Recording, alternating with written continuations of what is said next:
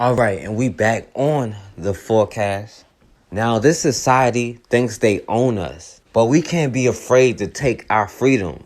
We are not slaves. We have to find a way to get in control of our own economy, to be in control of our own resources, growing our own food, educating our own children. We can't keep relying on a system designed to destroy us, to control our resources. We can't be afraid to stand up and take what is ours. If we spent half the time fighting to be a part of somebody else's system into building our own, we will be a lot better off. Because after 500 years, trying to do the same thing over and over is just insanity. And for this entire time, we have been funding our own oppression. They constantly shed our blood and then preach acceptance, forgiveness, and then tell us to forget any of this ever happened. But as long as we keep forgetting, then the same thing is going to continue to happen. When we see how they use the same tactics, the same excuses, and the same talking points, maybe then we'll be able to see that we cannot change anybody else. The only thing we can do is change our circumstances. And we can only do that by changing our mentality. Back in 1962 in Mississippi, a black Army Corporal, Roman Ducksworth, was shot by a white police officer who said he tried to grab his gun and he feared for his life. Now, this brother who was in the military was stationed up in Maryland, but went home to visit his pregnant wife because she wasn't feeling well. Now, by the time he got to Taylorsville, Mississippi, he had fell asleep on the bus. So the bus driver, doing what white citizens are trained to do, called 911. Now, when the cop William Kelly got there, he told his brother Roman Ducksworth to get up and go to the back of the bus. But of course, this brother refused. So then the cop told him to get off the bus, and he refused again. So then the cop arrested him, accusing him of being drunk. Now, once they got off the bus, they got into a struggle. Some say the cop threw the first punch. Some say this brother threw the first punch. But then this cop started beating this brother in the head with a police stick. Then while this brother was on the ground and the cop standing over top of him, he shot this brother right in the heart, killing him. Now, instead of investigating, a town official told local and national reporters that this brother Roman Ducksworth was drunk and he reached for the cop's gun. And then within 24 hours, a grand jury called the shooting justified. And of course, the black community marched in protest, but nobody was ever charged. And now, 57 years later, the exact same scenarios are playing out the exact same ways. In Delaware County, Pennsylvania, a brother Darren Williams was shot and killed outside of the courthouse. And they claim this brother was reaching for their gun. So let's see how this brother ended up getting shot and killed outside of a courthouse. Breaking now at noon, police swarming to a Delaware County District Court after gunfire erupts outside. Good afternoon, everyone. I'm Jim Donovan. And I'm Janelle Burrell. We're told that one person was shot and killed. Let's get right out to our Shantae Land. She joins us live outside the court where there is a large police presence this afternoon. Shantae, what can you tell us? Yeah, Janelle and Jim, I can tell you that it was a man that was killed. This is the courthouse right here. I just want to walk you through what we've learned and what witnesses have told us. The man came out of this courthouse and actually somewhere in the middle of the parking lot, he was shot by a constable. Chopper 3, it was actually live ahead overseeing. A constable shot a man who wrestled away from a police officer's gun outside of the Linwood District Court in Delaware County here around 10:40 this morning. The shooting happened in the court's parking lot here on the 500 block of West Ridge Road around 10:40 a.m. Now, we actually spoke with a woman. She was here with her husband. She tells us that the way that it happened may have been differently. She believes the man ran away initially and that he was restrained and did not reach for a gun from the constable or an officer. Take a listen to how she describes what happened. The officers, when they ran up to him, the white officer was closed fist punching on the black guy. And they finally restrained him to the ground, tased him twice with the stun gun. Now, they had him on his side, like stomach side, kinda. And they said that the gentleman tried to reach for the gun. I saw the whole thing. He didn't. How could he reach for a gun if he's restrained and he can't move? He did not try to reach for the gun, and the cop, the other sheriff, shot him twice in the back. And it's just, it's wrong. Black Lives Matter, and what happened right now with these cops was just uncalled for. The man was restrained. There's no reason they should have shot and killed him. And that woman was pretty shaken up there. Back out live here, you can see that blue tent. That is specifically where the shooting happened, behind that truck. We actually seen some handcuffs of some sort on the ground a little bit earlier, a shell casing as well. Witnesses tell me that they heard 2 shots. I also spoke with a neighbor who lives diagonal behind the courthouse. She was playing loud music and she heard one of those pops. We will, of course, stay here and continue to gather more information. Now, this brother Darren Williams had got arrested the day before for a DUI. So after he was arraigned and being taken back to his cell, he was able to get away from a trainer police officer and a constable, and then he ran into the parking lot. Now, they eventually caught this brother, and the witness said the white cop ran up on him and began punching him. Then when he was on the ground, the witness said they tased him twice. Now, this brother was restrained on the ground on his side, and the police said this brother started trying to grab their gun. The police claimed this brother shot himself first, and then the constable shot him twice in the back. But the witness who was standing right there said it was impossible for him to grab a gun because they had him restrained on the ground, and there was no way he could reach for the gun. But then the police claimed the witness story doesn't match the surveillance video. But the cops happen to be the only one with access to this video, and for some reason they won't release it, even though this video is supposed to back up their story. And we know the few times where the video does back up their story, they release it so quick. But in this case, we just have to take their word for it. Fatal district court shooting in Delaware County, and we are hearing very different accounts now of the same story. Here's what we know at this point. A large police presence swarmed the district court in Linwood. It happened about 10:40 this morning on the 500 block of West Ridge Road, and that is where Eyewitness News reporter Shantae Lands is live with the latest on this ongoing investigation. Shantae. Yeah, Natasha, the district attorney for Delaware County met with us outside of here. She said she viewed surveillance video from a camera outside this building. She says she saw a scuffle between an inmate and 2 law enforcement officers. It lasted about a minute, and at the end of it, the inmate appeared to accidentally have shot himself, and the constable shot him too. I just heard this pop and I heard all the sirens and the cops and everything. Chaos outside of Linwood District Court in Lower Chichester after authorities say a man got a hold of a trainer police officer's gun in the parking lot. The prisoner and 2 constables came running out of the building. They were chasing the prisoner. The prisoner somehow got the gun. 1 constable tased him, and then the other constable grabbed the gun went off, and the guy was shot. The man was identified as 34-year-old Darren Williams from Chester. But I heard him say, "I got the gun now." The Delaware County District Attorney says he was brought to court for his arraignment this morning after he was arrested last night after allegedly driving erratically on a road in Trainer with his girlfriend's stolen car. The DA says he resisted officers then. He was under arrest and was told to place his hands behind his back. He began struggling with 4 officers and refused to take commands with them. His family from Chester showed up looking for answers. His mother-in-law and sister says he was a father of 2. He was an easygoing, nice guy. He, like they all have, done their stuff, but he was a real nice guy, and I could never see him resisting arrest. Neighbor Amber Hubchick heard the gunshot from her bedroom. Yeah, it's crazy. I knew this is a courthouse here, but this kind of stuff doesn't usually happen around here. So it was wow, right almost in our backyard. And there were conflicting reports from witnesses we spoke with about who exactly got a hold of the gun and shot the actual inmate. I asked the DA about that surveillance video. It's not clear yet if that video will be released to the public. So of course the police didn't release the video, but all of a sudden they found another witness to back up their side of the story. And as much as they tried to discredit the first witness, of course they're not going to do anything to discredit the witness who backs up their story. They're not going to say he didn't have a line to see what happened like they did to the other witness. And instead of talking about investigating what happened, the DA is already on code and caping for the cops and justifying this murder. The district court became the scene of a deadly shooting today in Delaware County. Eyewitness News reporter Shantae Lands joins us now live from Lower Chichester Township with the story. Shantae. And Natasha, we learned that the man killed, he was in custody. His name was Darren Williams. He was 34 years old from Chester. And the district attorney told us here that he got a hold of a trainer police officer's gun. I heard him say, "I got the gun now." Authorities confirmed that a man in custody got a hold of a trainer police officer's gun after running out of a holding cell after his arraignment around 10:40 this morning at Linwood District Court in Lower Chichester. The prisoner and 2 constables came running out of the building. They were chasing the prisoner. The prisoner somehow got the gun.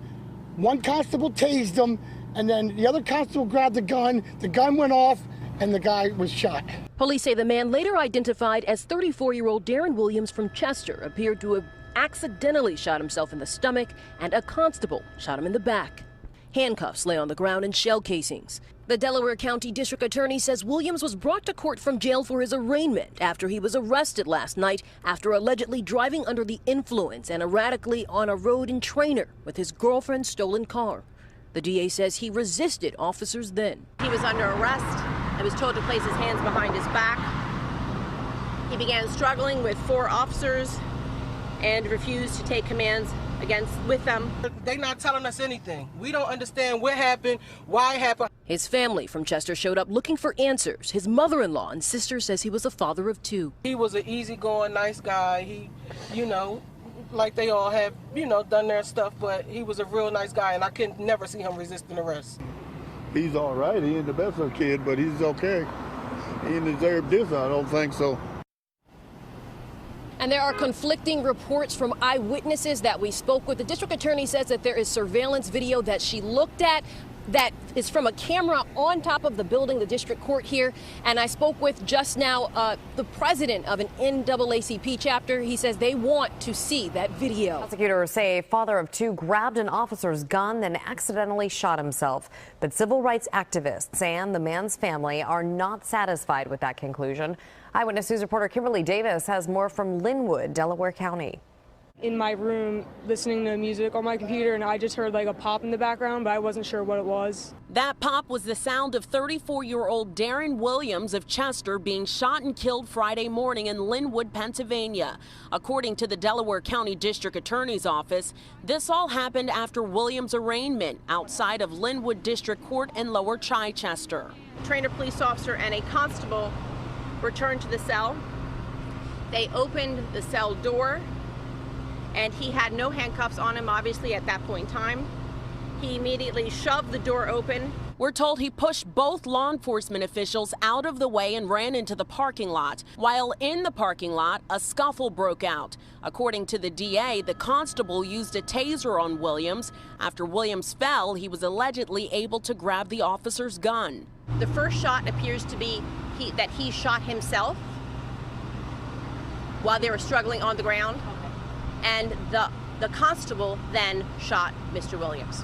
We're told there is surveillance video of the altercation, and the community is calling for that video to be released. The cops always say that they grabbed the gun, or they try to get away, or they had the gun, or this and that. And when the story really come out, it's different.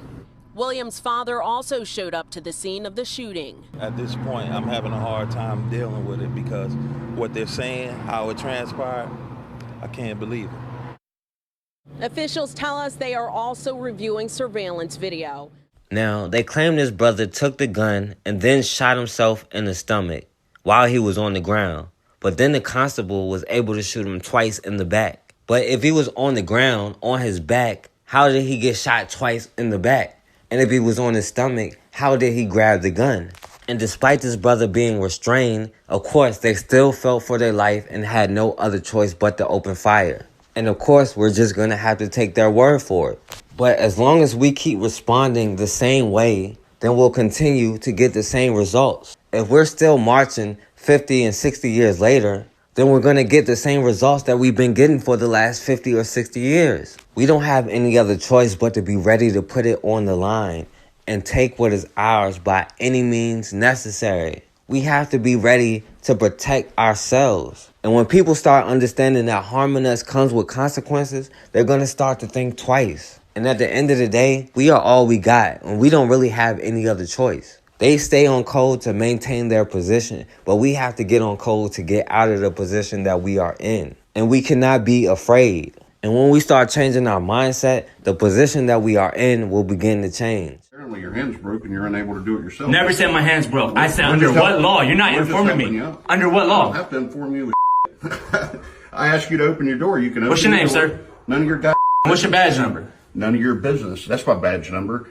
How about this? How about you open your door? And what's going to happen? With your intimidation and your incrimination, what's going to happen? I don't give a dude. And I'll tell you this right now. You're weird, bro. Oh, this is going to get scaring me. bad. Good. I hope you are scared. Who all you got in the room with you? Is it just you? Who are you? Don't worry about it. What's your badge number? What's your name? What is your business? And under what law and what grounds are you trying to come in here on? You're a tenant on this property, bud. You don't have any rights. All right. Let me see something. What just happened, bro? Turn my phone up when you're in. Now what? We got the door open. Hey, let's go. Oh, nothing. We're just sitting here. You never identified yourself. This is the wrong person. You guys are still harassing me?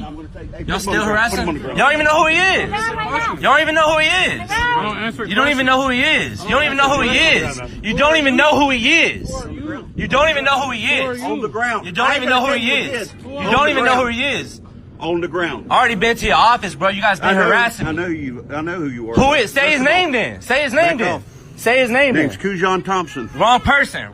Wrong person. Wrong person. Wrong person. This is not Kujan. This is not Kujan Thompson. I'm going to give you the count of 3, and then you're going to get on. No, hey, you ain't. I'll slap the out you. Get away from me. Stop touching me. I'm not walking towards you. I'm walking away from you. Don't touch me then. Don't touch me. On the ground. Hey, he don't have to do none of that. PD's on their way out. See? You just f***ed up. Hey, yo, that's a fat lawsuit. That's a fat lawsuit. You're a weirdo. Look at you. You're a weirdo. You're ugly, too. You're ugly. Look at her ugly ass. She ugly as f***. You're ugly as f***. You're not tall enough. That's not my name. That's not his name. Y'all just big time. I'm not going towards them. I'm documenting. Okay, try to spit in my face. See what happens. Now, I gave you my back. Now Get what? away from I gave you me. my back. Now what? Why you guys trying to do it behind the wall, away from everybody? And why is she trying to block me? I'm not walking up to her. I'm gonna walk away. Now move. Look, he's trying to. Wow, look. He just. Keith, that's money. That's money. That's the wrong. Keith, that's money. That's money. That's the wrong. Times also said in an article the other day, apropos of nothing, they were talking about it, going back to the Italian Americans, because you now have me. I read the article, right? Yep. They used an expression that Southern Italians were called, I believe they were saying Southern Italians, Sicilians, I'm half Sicilian, were called, quote unquote, and pardon my language, but I'm just quoting the Times, nigger wops, N-word wops, as a derogatory comment.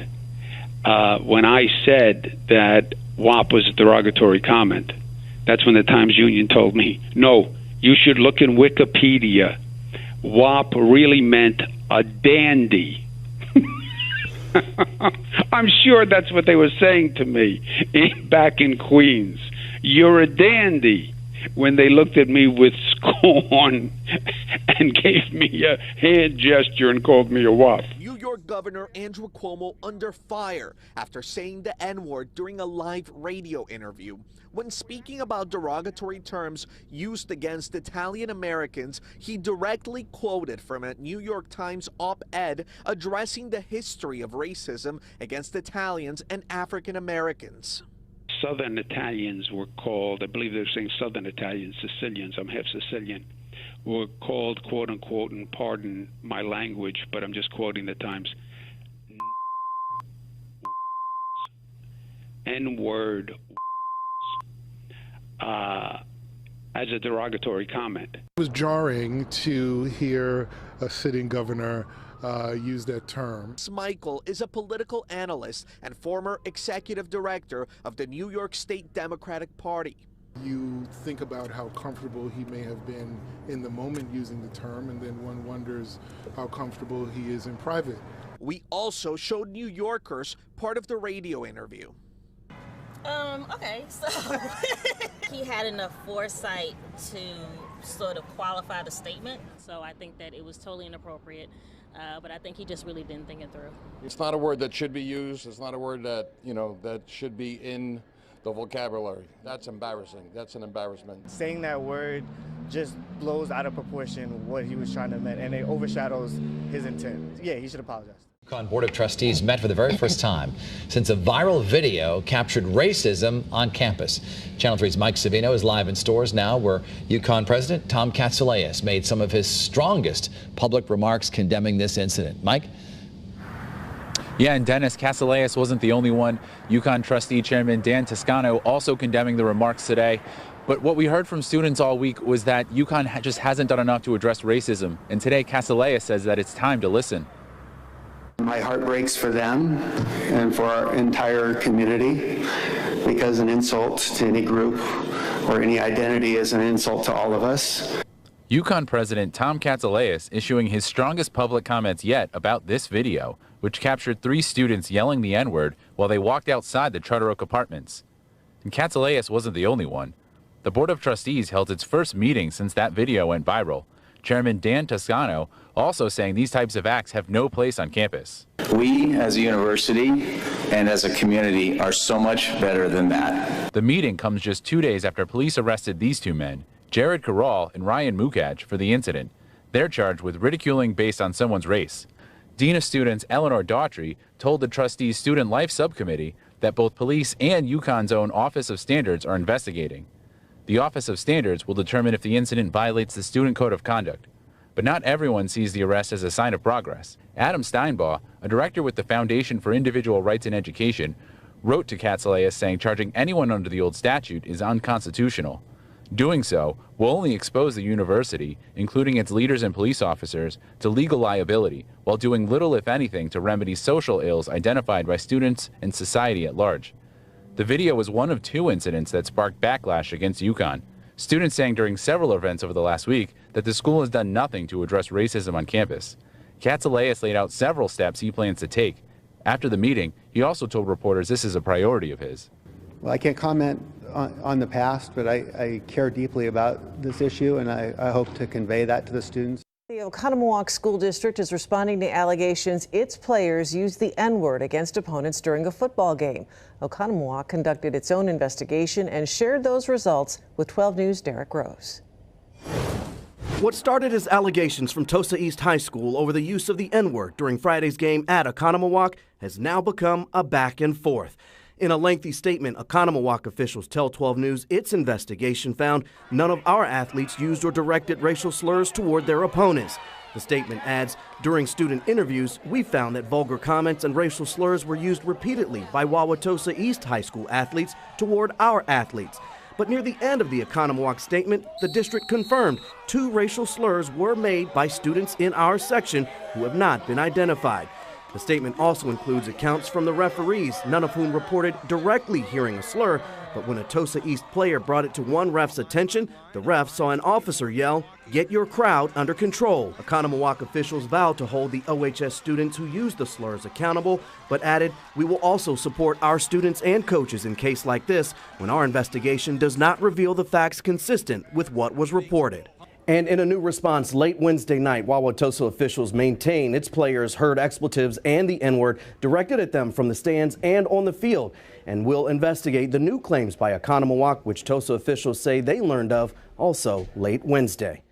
I was shocked to no end to see that up there, and then even today that it stayed up there that long. It's an offensive surprise. Dolores Williams says she woke up to one morning. It's very, very upsetting to see that people are still that angry or that mean or hurtful to other people. She says on the 13th of October, she looked out of the window and saw the slur. She took this picture of the wall after the wind blew this tarp off that had been hiding it. O'Fallon police say the slur was reported to them on the 2nd of October. It stayed up there that long. News 4 found the wall belongs to this animal hospital. Williams says she took her complaints to them, frustrated that the slur's been there for nearly a month. If their entrance of their hospital was in the front, where the cars that came in could see that, they would have had it down in one day's time. Residents and the owner of this facility tell us that they've had an issue with loiters, and they feel that's who's responsible for writing this racial slur.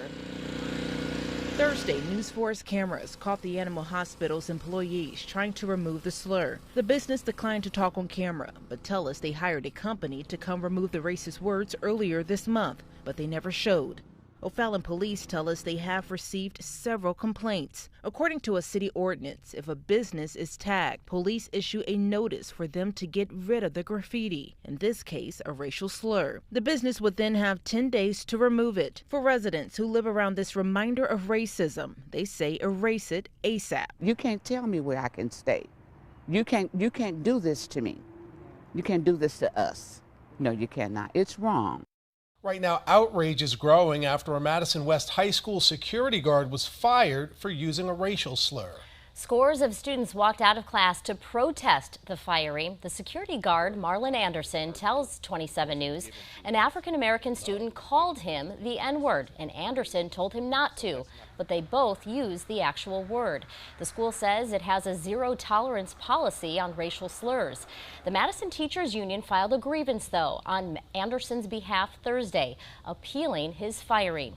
And now students at the school are showing their support for Marlon Anderson. The group is being led by Anderson's son, also the president of the Black Student Union. Andrew Merica shows us what the students hope to accomplish with the district.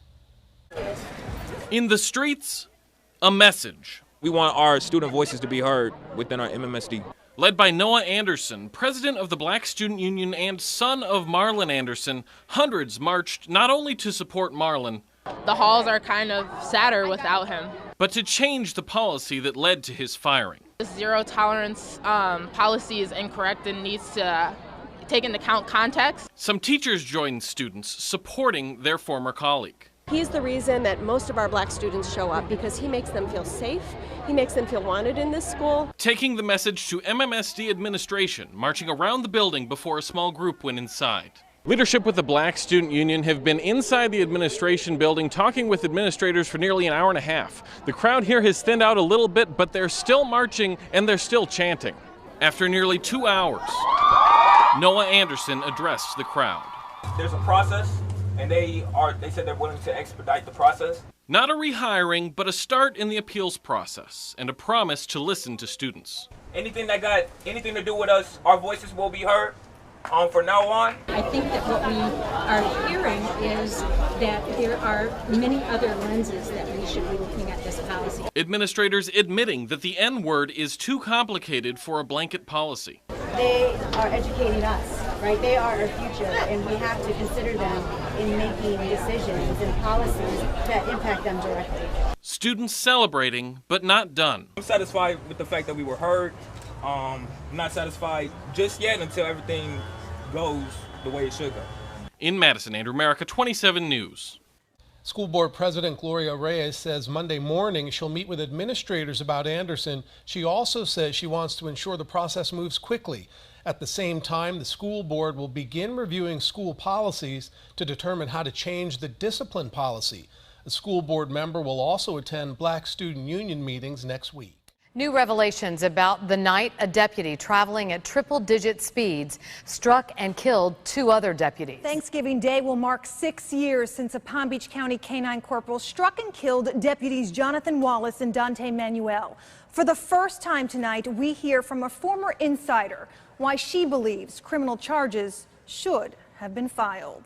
Along this remote stretch of sugar farm country stands 2 reminders of one night. It was very extensive, the scene was. And the questions. And it was very gruesome. That seemed to die with them. In this case, I think this man got away with 2 counts of vehicular homicide. The case brought a county to tears. And you've never spoken about this publicly before? No. Why? Needed a job.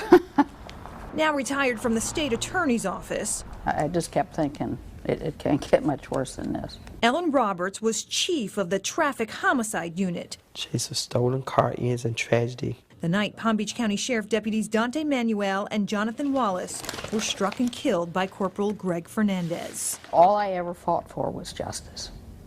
And there was no justice here. It's something Deputy Wallace's mother cried for then. If the truth is not told today, it will never be told tomorrow. And now. Maybe 6 years later, they think, oh, she need to let it go. No. I will fight until I hear the real truth. November 28, 2007 began with a report of a stolen car. They're leaving with direction. Patrol units trailed the thief while 33-year-old veteran Deputy Manuel and 23-year-old rookie Wallace were in the dark distance on foot, deploying stop sticks. Okay, 11, stop sticks in place. Stop stick in place. Everything. We got a hit, Poke 11, we got a hit. Worked like textbook until... Clear him, K9 is coming on the left. Canine Corporal Greg Fernandez is ordered to lead the pack. Clear him, K9 is coming. He speeds up to pass, going northbound in the southbound lane. 23-1, stop stick still up. When he collides with Manuel and Wallace. I believe we have a deputy been hit. Now fire rescue 51 here. Upon impact, investigators clocked his speed at 111 miles per hour. It looked like a battle scene. By the time Roberts arrived, daylight exposed a typically desolate Route 715, stained in human tragedy. I thought this is the worst I think I've seen. A day after the crash, Sheriff Rick Bradshaw was on the record with an explanation. Everything was working just right until the two deputies decided to go out and manually retract those sticks. Why they decided that, we don't know because we can't ask them. It's like blaming them. Let's blame them. Let's blame them. Forget about the fact that this man's driving 111 miles an hour. Then State Attorney Barry Krischer, who now works as a contractor for the sheriff, would also question why, before concluding in his closeout memo that the crash was a, quote, tragic accident. Corporal Fernandez's actions were not negligent, not careless, and not criminal. What was your reaction? Had I not needed my job, I probably would have resigned at that point. This case meant so much to you. We locked young kids up for years for drag racing, and they weren't going as fast as this guy. And it just doesn't set, you know? It just doesn't set. An officer going triple-digit speed on a pitch-black road over a crime, Roberts says, was hardly worth the risk. What were they pursuing? A 17-year-old car with some kid that stole it? And that's worth driving 111, 115, 125 miles an hour? No one can drive reasonably at that speed. The lead investigator from the sheriff's office apparently agreed. Sources tell me his early report recommended the state attorney file criminal charges. PBSO is refusing to give us a copy of it, calling that document a draft, not a public record. We had all agreed with the officers that I'd spoken to that charges needed to be filed, and then they weren't. This is the only traffic homicide that never made it to my desk. Wasn't this your case? I certainly thought so. Why did it go around you? That's a good question. I wish I knew. The last response I received 1 year, 1 month, 6 days after his death was, "It is what it is." Jonathan's mother, Reverend Patricia Wallace, And all I wanted was the truth, and I never got that. still believes I never got that truth. there is more yet to be told. Can you imagine being deceived that you gave them a whole man to serve and protect the county?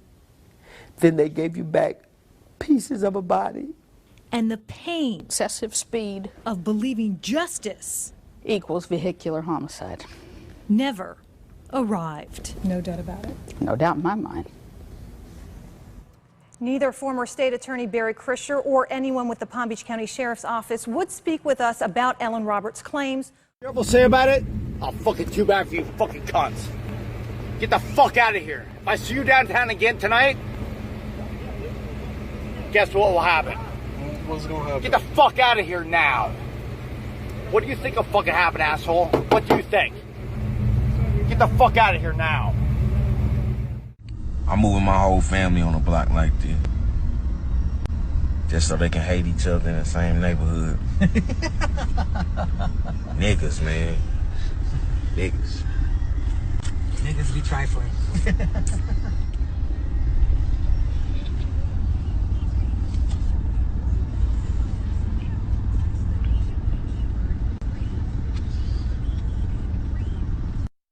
And if you say nigga, we're coming after you.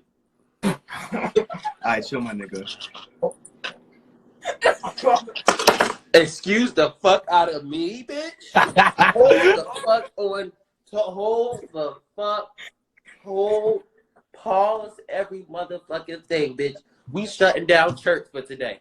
You ugly ass, Stuart Little, big face ass, long face ass, bicycle seat face ass bitch. Did you just say motherfucking nigga, bitch?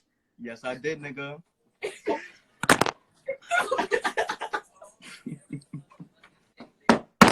Bitch. Say it again. Nigga. Fuck. No. And y'all bitches. Hold on. I'm gonna show y'all how I think to I'm drive. about to go make some fried air. I'll be right back.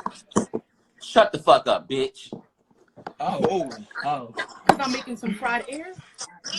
How about you go shut the fuck up? All y'all motherfuckers. You sat there and motherfucking laughed at him and he motherfucking said nigga like he a black ass man. Bitch, you was not motherfucking Nigga, I black. am black. Come on, stop coming to me, nigga. Prove it. Nigga, I'm African American, so I don't know what you're talking about. Prove it. What you talking about? Prove it. How you want me to prove Prove it? it. Prove How you want me it. to prove it? Prove it. How you want me to prove it? Prove it. Bitch, I'm not black. Bitch, you see how black the fuck I am. Bitch, you not motherfucking black. That you not motherfucking black, you ugly ass motherfucking bitch. Take the motherfucking blacks up. I know your hair smell like shit. My hair actually smell good. Now, Yo, who's black? Who's black? Me, not you. Technically, No. Who's black in your family? I'm dead ass serious. My pops. Who's black? My pops. Let me see her. Bro, I don't know how you want me to do that shit, nigga. I'm using my Let me see her. This my pops right here. He not black? He not black? He not black? Now let me see because I don't see black. Bitch, I don't see not one bit of black. I see Hispanic. I don't see it. Show another one. Wait, hold on, pause. How can you tell Hispanic from black? Cause bitch, I can see it. How can you see it? Bitch, I can see it. He's not motherfucking black. Bitch, I'm not fucking talking. Bitch, are you black? My ancestry, yes, I'm 25% African. Bitch, oh my gosh, here we go with this. Now bitches want to scrape the 25% black that they got so that they can say nigga. Bitch. Okay, but you just asked me if I'm black though, so I told you, but now you say, oh, we gonna scrape. You're not black. You're not black. You're not black. So why you asking me? Why you asking me? Bitch, because you can't say nigga. Nigga. You my nigga. He my nigga. These all my niggas.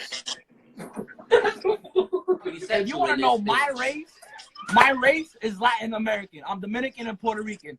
My grandfather, right? His parents came from Africa. But let me ask this. You want to know? You can come to the campo. You can come to the campo with DR.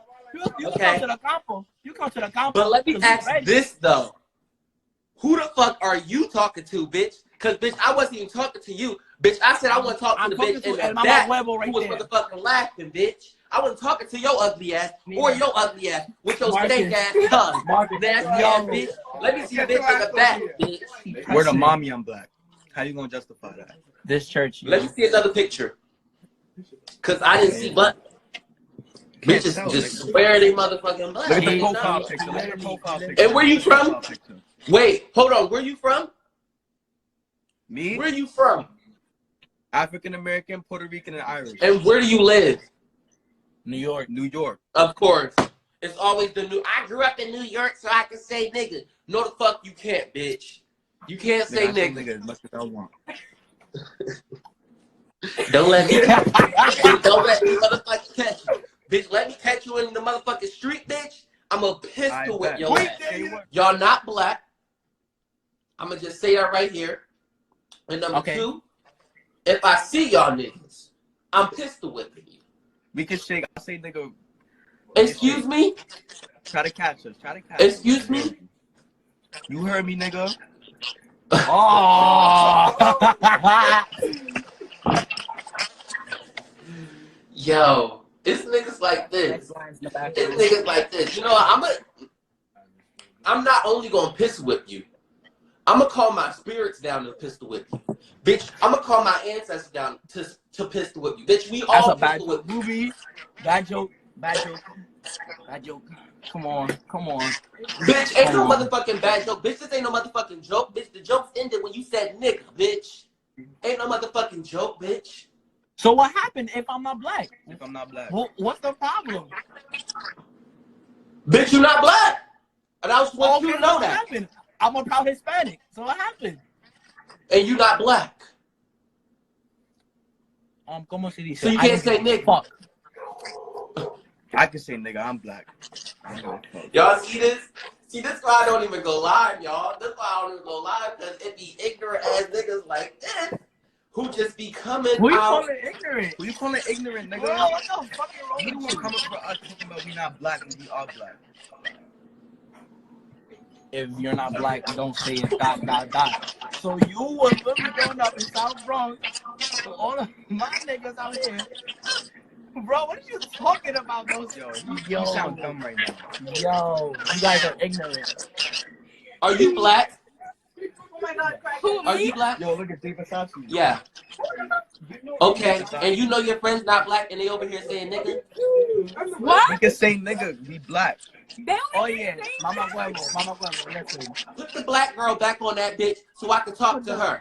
Jasmine. It's not y'all. It's not y'all, because y'all ignorant. It's her. You got them out here saying nigga and you black? Oh no, I wasn't in the room. Y'all was saying that? Yes, they say nigga. If you hear them say nigga, pistol whip them. Oh nah. Yeah, exactly. Cause y'all y'all crazy. Why they on a Nokia? Y'all need Bitch, to your mother look on a Nokia. Suck my dick. Y'all need to actually research why you can't say it, cause you can't say it. Neil, they didn't leave town like you said, so I figured you'd want to see them again. Hello, Samuelson. Now look, I gave you people fair warning. I pleaded with you. Neil, you too damn easy on them. We gotta keep them down, and there ain't but one way to do it. You notice that big buck ain't here. I put the fear of God in that black boy.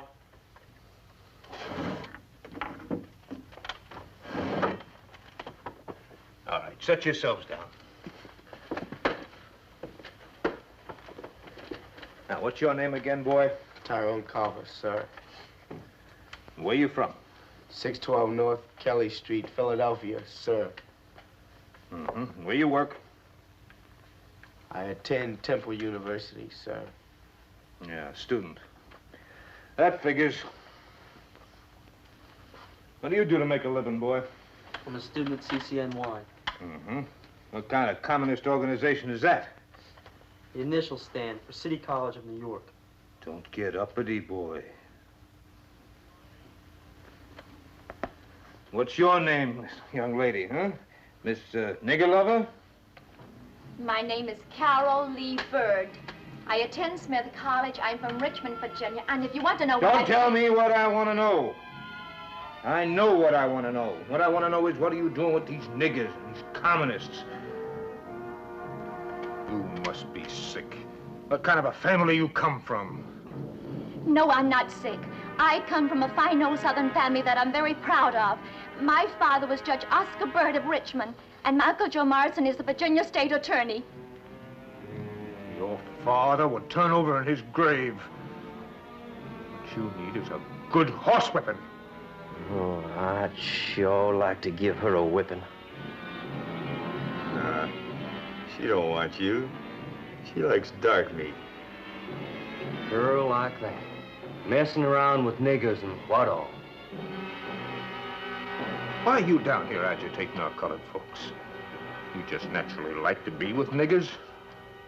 Yes, I like Negroes. They're people. People? Yes, people, not animals, and they're entitled to dignity. And as a Southerner, I'm sick and tired of apologizing for my Southern brethren. Don't you apologize for me. You apologize for yourself. You may come from a Southern family, but you ain't no Southerner. I'd sooner die before I'd live to take sass from any ignorant nigger. Now listen here. Here's what we're gonna do. You, Miss High-Flying Bird, you're gonna get in your car and you're gonna drive up north. And you? I don't hold you no grudge. You think you're helping your people, but you're hurting them. Getting a lot of wrong ideas from these crackpots. The niggas in this town like it just the way it is. They don't like people coming down here raising a ruckus any more than we do. We get along just fine.